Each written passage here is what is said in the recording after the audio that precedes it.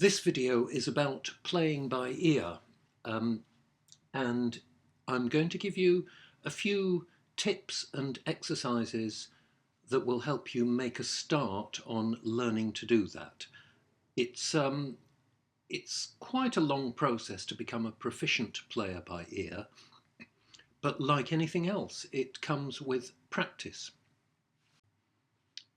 Now, the first thing I'd like to say is that although I'm going to be giving you a few specific exercises and patterns, I would also encourage you simply to have a go. If there's a tune you particularly like and you'd like to be able to play it, just try to pick it out by ear. Just, have a go. The more you do that, the better. But what I'm going to show you, I hope, will give you a bit of a foundation in basically recognizing what you hear. That's what it's all about. Now, I want to make a distinction here. People sometimes talk about perfect pitch. Basically, playing by ear involves pitch recognition, in other words, knowing how high or low a note is, but there is absolute pitch and relative pitch. So absolute pitch, for instance, is hearing a note and knowing that it's C or A flat or whatever it might be. Relative pitch is knowing that if you're given one note, if you're told that's C, then you hear another note and you know that it's E or whatever. So for instance, if I'm given this note and I'm asked to sing an E, there's my C. I'm getting over a cold, so excuse the voice. There's my C. If I have to sing an E, it will be this, and a G, for instance, will be that. Now that's relative pitch. I can do the absolute pitch thing, but I have to concentrate hard. They both come with practice, but we're not going to be focusing on absolute pitch because it's less important. Relative pitch is more important and it's really useful. Okay, now for this video also we are going to stay in the key of C major, all the white keys on the piano.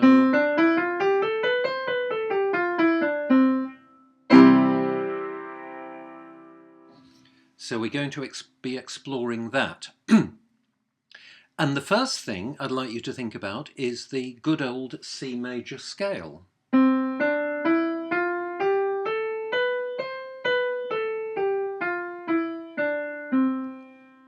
I expect you know that already, but if you don't, there it is.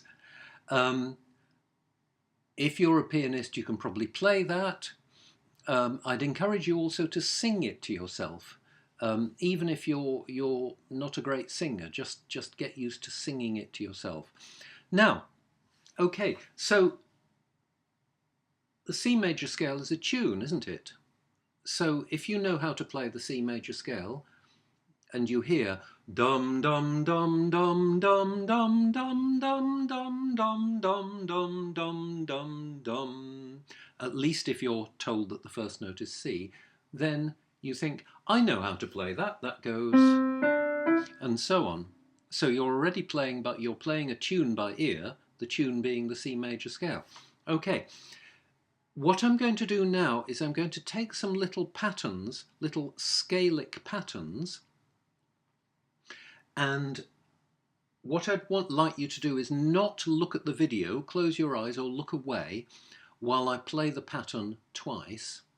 Then you have a go at playing it, and then you can check with the video whether you're right or not. You may want to pause the video in places, but I will play each one twice.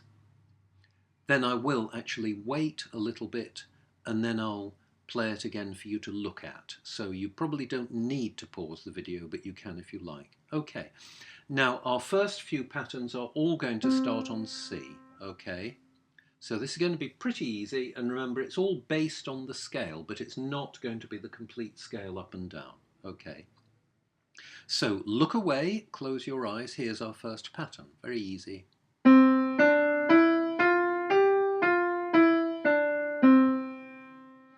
I'll play that once more.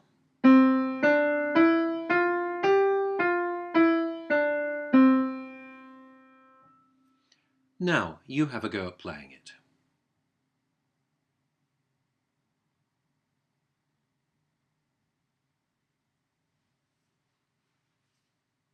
Okay, well, hopefully you recognise that we're starting on C, we're going up the scale as far as there, then we're turning round and coming back. So that's all that was, basically.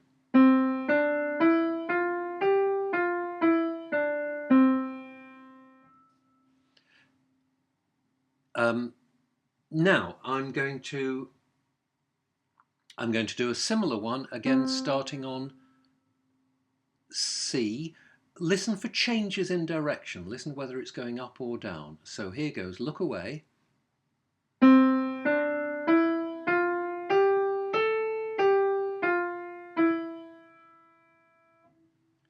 Here it is again.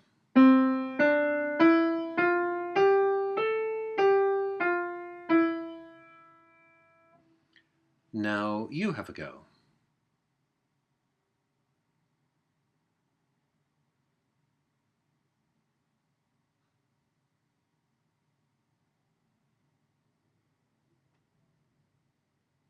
Okay, so it started similar, but it went a bit further, didn't it? It kept going after the G, one more step, then it turned round and went down, but finished there.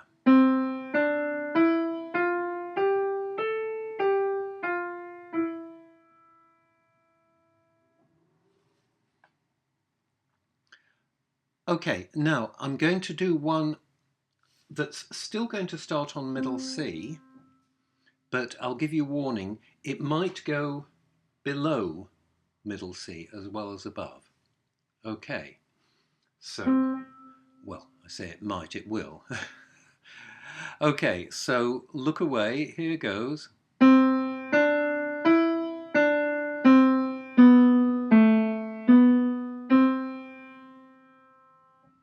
Here it is once more.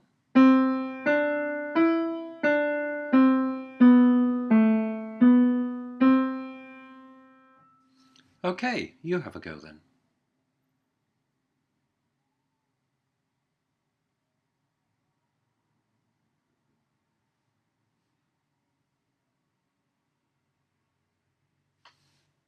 Did you get that? Here it is. I'm starting on middle C. I'm going up to E, then down. Down. Up. So I finished back where I started.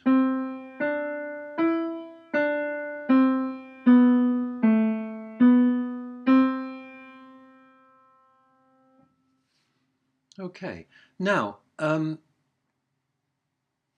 going to talk more about intervals in a later video. So an interval is how we measure the difference in pitch between two notes. So when we go up or down in steps like that, we call it a second. So second, third, fourth, fifth, sixth, seventh, and eighth, except instead of eighth we say octave, which means the same thing. So C to C is an octave.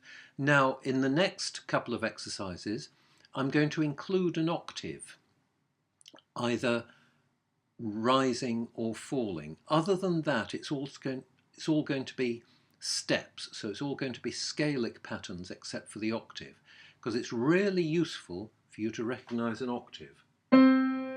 Remember, basically it's the same note, certainly the same letter name, the same note but in a different pitch, whatever you want to put it. Okay, so I'm going to include an octave in this. I'm going to start on middle C again. So look away.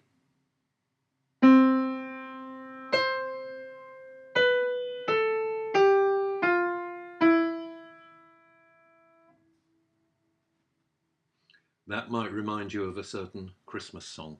I'll play it once more.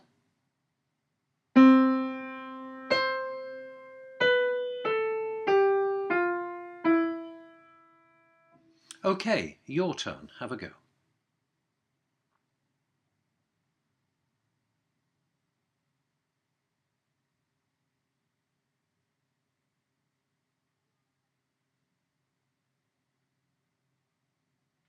Did you get it? Here it is. So I start on middle C, I go up the octave, and then it's just steps down. Once again.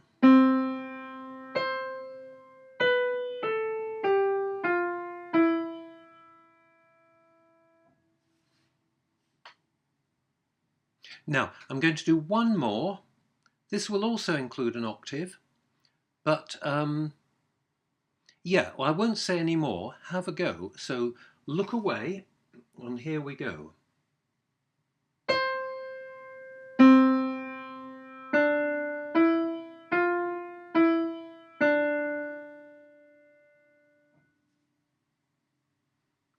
Maybe slightly trickier.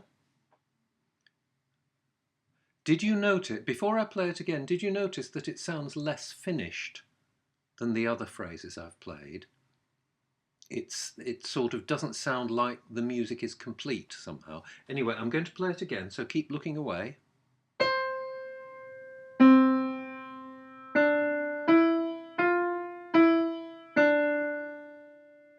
I'll do that once more because I think it's tricky.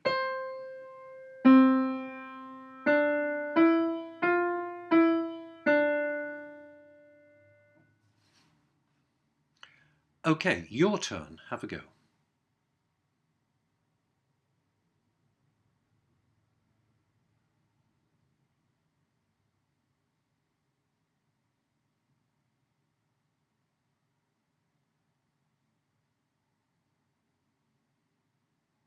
Are you ready? Did you get it? Here it is. So I didn't start on middle C this time, I started on the C above. Hopefully you recognise that. And then I went down the octave to middle C, then a couple of steps up, then changed direction, but finished on the D. I'll do that again.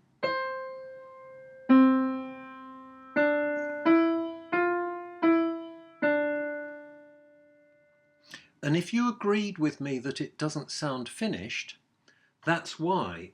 If I do this,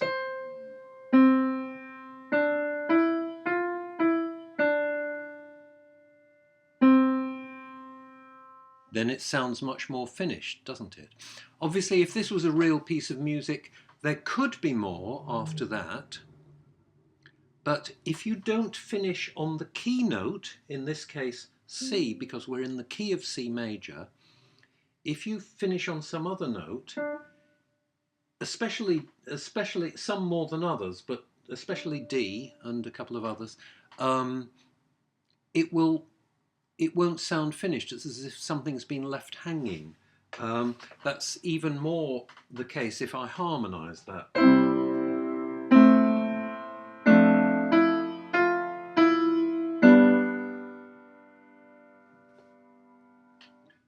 You think, well, that's not the end of the tune. It might be a little jingle, but you're expecting more. So you might finish it.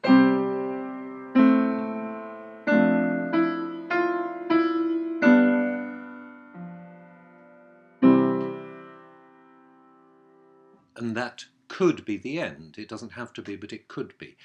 That's really what being in a key means. It's one of the aspects of being in a particular key, that the key note and also the key chord, which I'm not going to discuss here, but sort of feel like home. When you get there, you sort of feel you've arrived. But if you stop on some other note or some other chord, it feels unfinished. That's one of the aspects of being in a key. Okay, now I think that's enough for one video, so I am going to make more, but that I think is enough for now. So I hope you found that helpful. And that's all on this video.